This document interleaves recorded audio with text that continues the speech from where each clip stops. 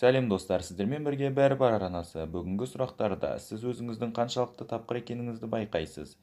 Мен сізге сұрақ қоямын, ал сіз рас немесе өтірік деп қана жауап бере аласыз. Ендеше кеттік.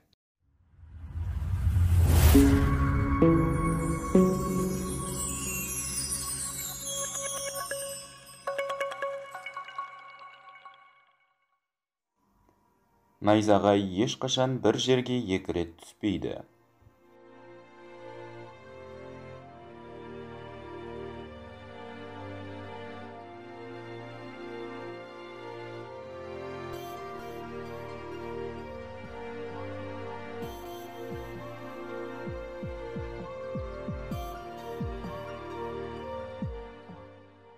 Өтірік, түседі. Түскенде қандай? Танымал Эйфель мұнарасының өзіне жыл сайын 100-ден астам найзағай түседі. Конго өзені экваторды 2 рет кесіп өтеді.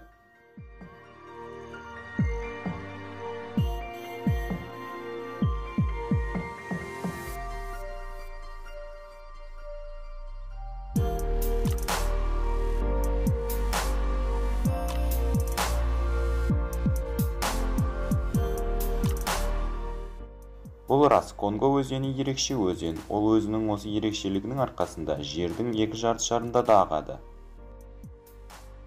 Кетчупты ылғи да қызанақтан жасаған.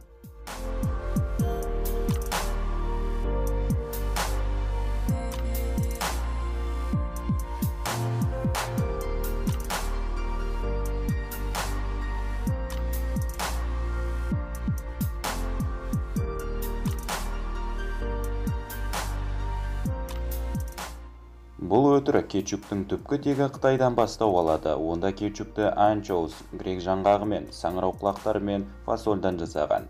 Тек 19 ғасырдың басында ғана қызанақтан жасалынатын кетчуптар шыға бастады. Түйенің өркеші су қорын сақтайды.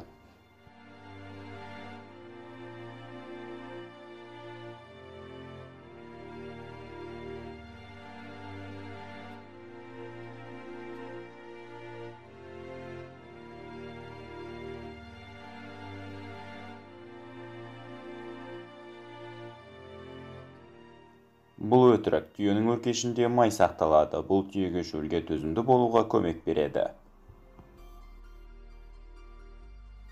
Француз тілі Англияның ресми тілі болған.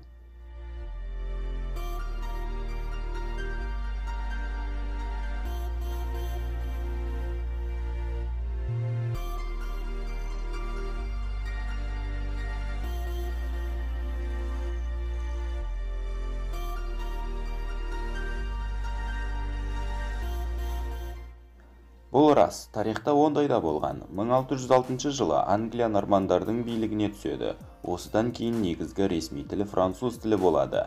Француз тілі өзінің бұл дәрежесін 1701 жылға дейін сақтап тұрды.